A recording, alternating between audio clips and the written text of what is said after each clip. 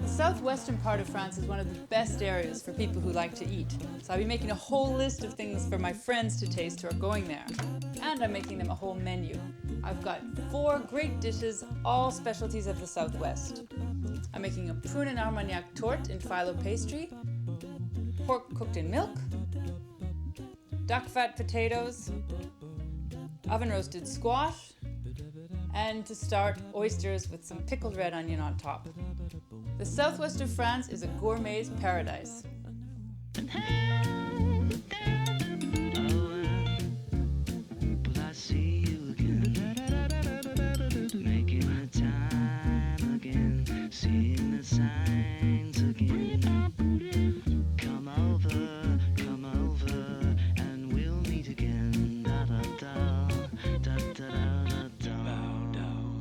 I'm making something called Pastis Gason, which is a prune and armagnac torte in crisp phyllo pastry. It also has apples. I need the oven on to 375. And peeled apples. These are Royal Gala, which are a good one to get because they hold together. They don't turn to applesauce on you. So I want a hot pan.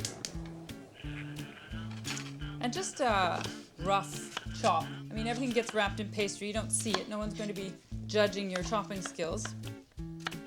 Let's get some butter melting. Just a couple of spoonfuls.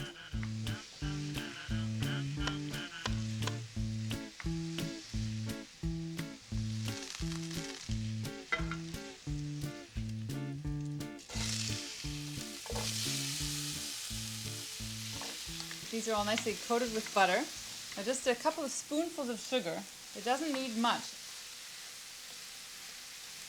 But it's better to start off less sweet than too sweet.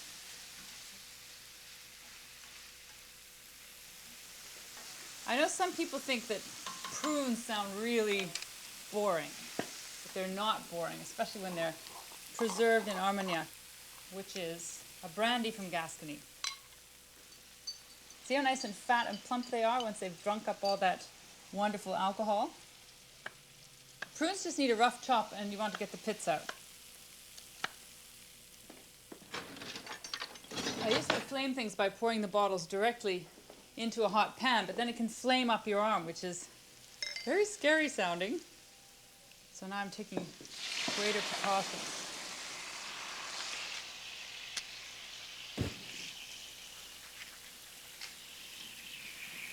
I love doing that.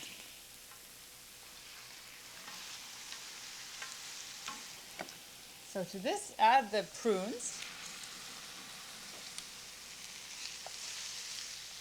and stir them through.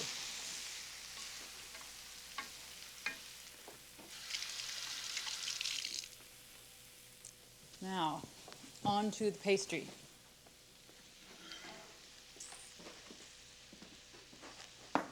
Put that here. I'm using a springform pan to shape this because I want to form the galette, and then I'm taking it off because I've baked this before with the tin on and it prevents the sides from getting nice and golden. So then you have a beautiful golden top and white side. So this is just for shaping. I've got phyllo pastry under here, protected under a slightly damp towel because it can dry out so quickly. I'm just going to work a sheet at a time.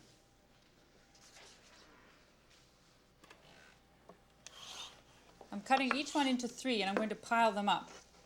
I was going to use butter, but I think, just for fun, I'll use a bit of walnut oil because that is also a traditional fat of the region. And it will give some extra taste. Just brushing it to pile these layers together. Keeps it from drying out. I want some sugar.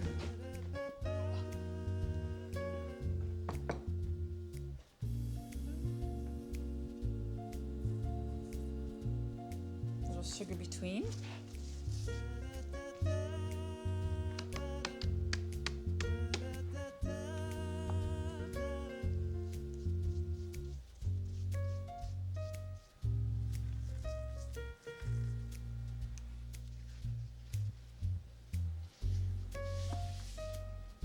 And then just arrange the sheets in the pan, like from the center, running out to the edge and draping over. They'll be moving back in a bit.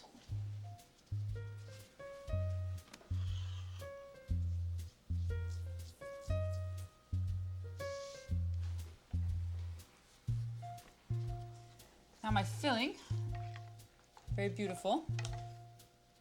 Lovely dark autumnal colors. You just pour it into the bottom of the shell. Now, to make the top, you just roll in these phyllo bits.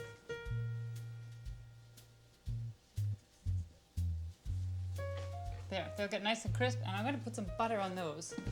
Melted butter. And a little melted butter will help it be even more golden. This needs about 40 minutes and then it will be nice and crisp and hot and sweet inside. Perfect regional treat for my friend.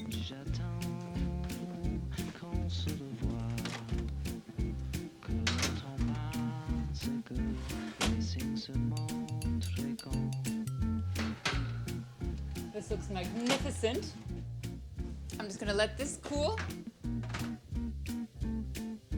And next, I'm making pork cooked in milk and half moons of squash caramelized with thyme.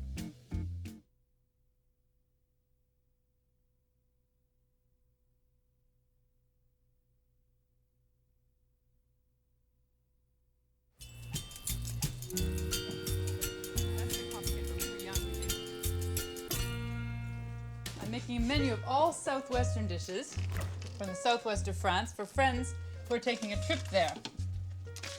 I know I can only touch the tip of the iceberg, but I've got some good ones. I'm making next a dish of pork cooked in milk.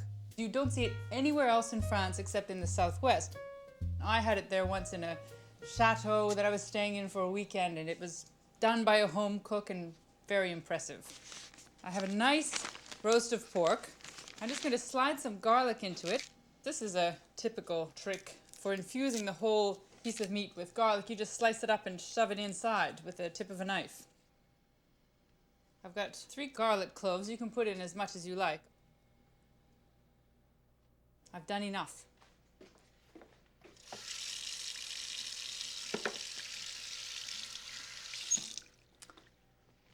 Now, I'm going to brown this lovely meat in butter. You could use any fat if you wanted, duck fat or pork fat. But I think a little butter will be nice too. I'm using a cocotte, which is basically a Dutch oven. Every country kitchen in France has at least one of these, and they're ideal for doing roasts because you can brown them first and then move them to the oven. I might just add a drop of oil too, because I don't want the butter to burn. Okay, before I cook it, just salt and pepper all over.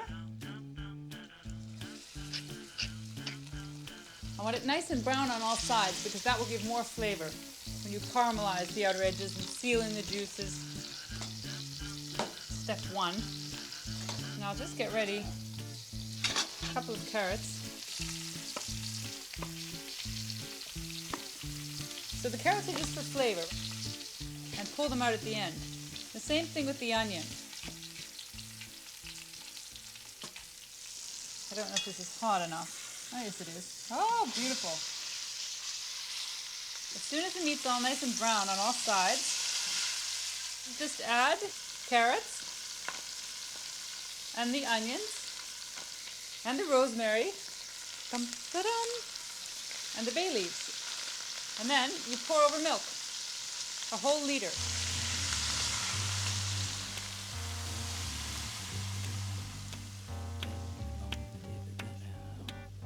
So once this is simmering, you cover it and transfer it to the oven at 325 for 2 hours, maybe more, it depends on the meat, but change it at halftime, just give it a flip.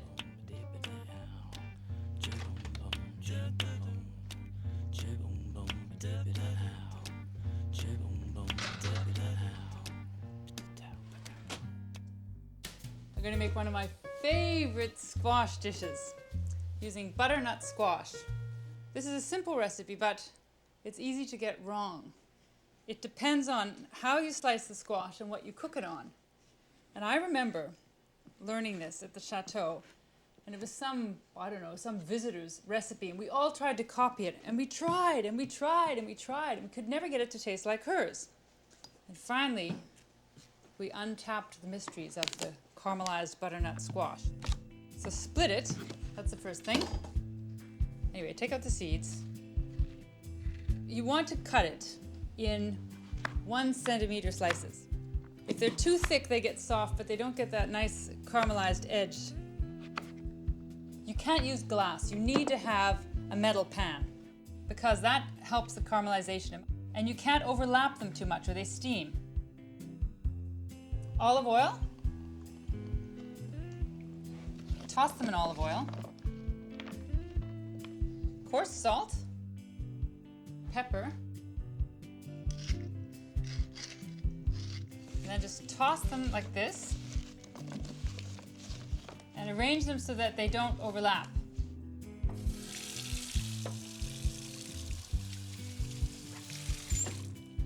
Now, a little bit of butter here and there, and it will just melt and move around them. Thyme.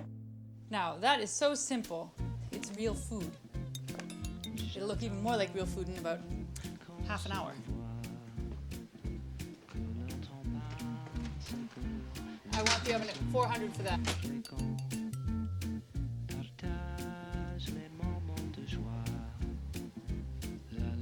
It smells fantastic.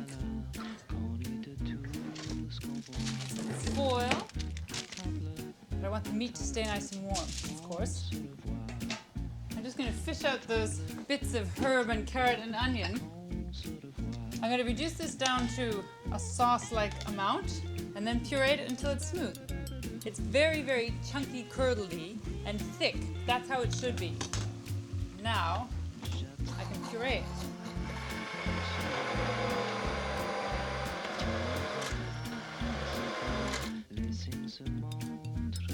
Unusual, but unusually good. Another indispensable ingredient of the Southwest is duck fat. I'm making duck fat potatoes next.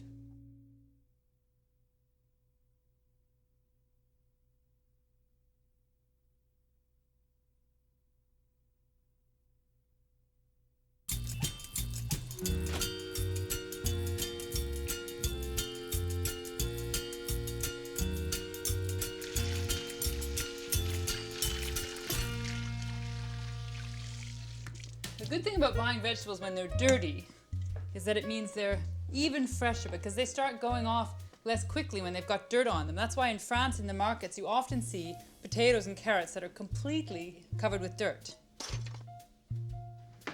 I've also got my friend Jean-Pierre coming tonight. More of a colleague really, he's a pastry chef. He's not from the Southwest, but you know how proud the French are of their country. So if someone's traveling there, all they need is a French person to tell them how fantastic it is and it will be irresistible. I'm cutting these into wedges, into little grins, because I feel like it. Actually, in the Southwest, what you see more often is potatoes like this, sliced about the width of a finger, and then pan-fried in duck fat. But I'm in an oven mood.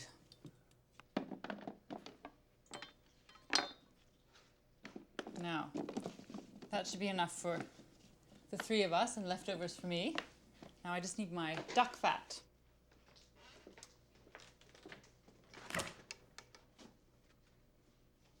You can buy duck fat in the grocery stores in France. It's very pure and white, but mine's a little colored because I made it myself off my own duck breasts. And then it just basically melts instantly when it hits the heat and becomes transparent. Liquid gold.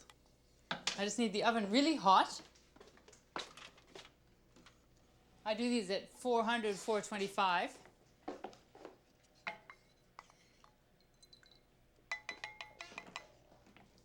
Now I don't need all of this, tempting though it is. Just that much. And then just need to toss that. Oh, just use my salad tongs to turn them around. Some herbs. I think I'll use rosemary and thyme because it's right on the counter.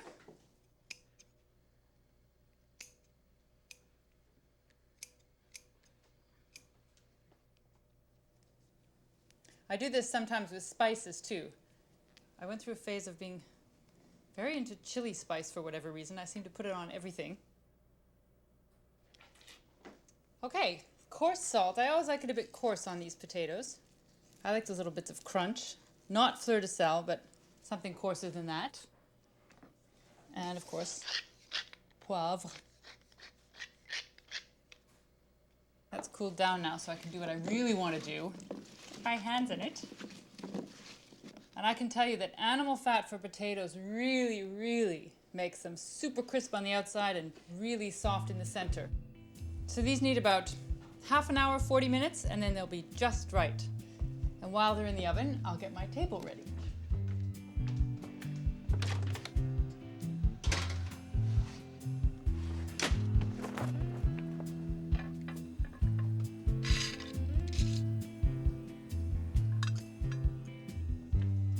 Doesn't matter if they're in a little long, because they just get more golden. They look so great.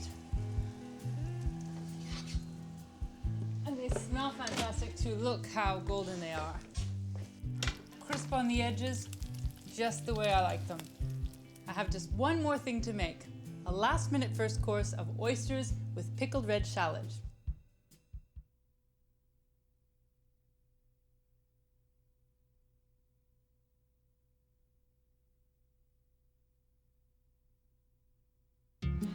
These oyster bars or seafood bars are typical all over Paris, so if you love oysters, this is the place to come. These are fines de Claire, they're from Brittany. And they have a taste that's a bit nutty, a bit hazelnutty. But most people consider the best oysters are the Bouillon. They're more scallop-shaped, rounder. You just need a squirt of lemon and a really, really chilled white wine with lots of acidity and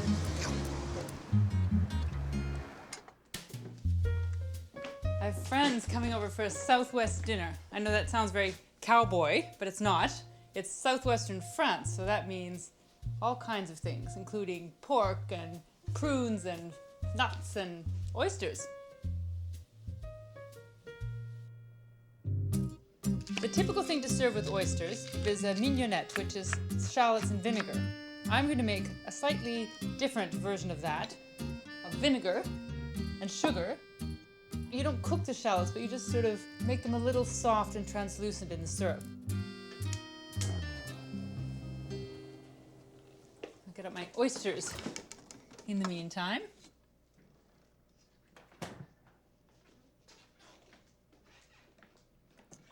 Oysters, oysters. What a treat. Ice is nice.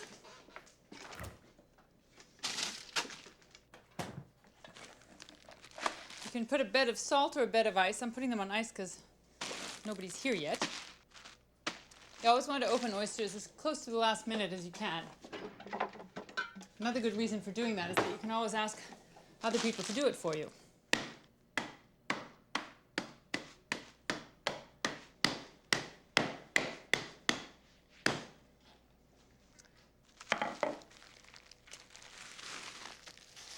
Whew, there.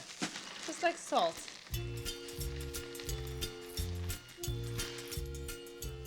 Now I'm just protecting my hand. I'm not particularly good at this, so it's good practice. You have to go around and cut the muscle and all that. That's all sweet, salty juice.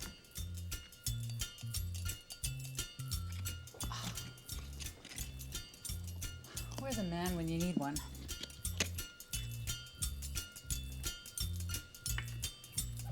There, very elegant. Now I just need my shallot topping.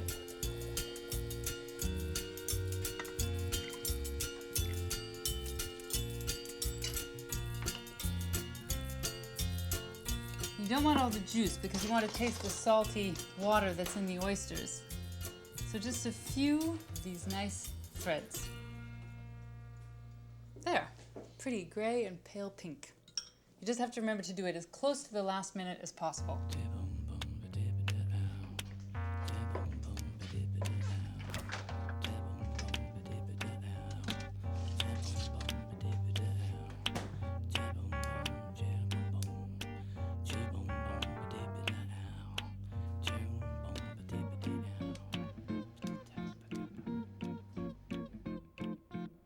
Pastis Gason, a prune and apple tort in phyllo pastry.